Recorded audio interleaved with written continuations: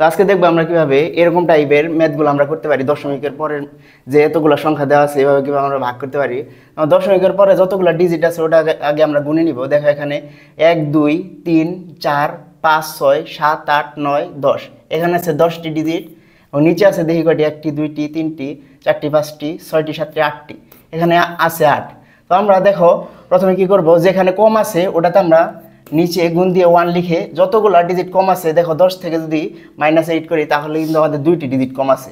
তো আমরা 2টি শূন্য দিয়ে নিব, তারপর সবগুলো পূর্ণ সংখ্যা আমরা লিখে নিব। যেমন এখানে 1 আছে, 1 গুণন 2 গুণ 4 ইন্টু 5 ইন্টু 9। তারপর নিচে যতগুলো আছে পূর্ণ সংখ্যাগুলো সবগুলো লিখে নিব, 5 ইন্টু 2 ইন্টু 4।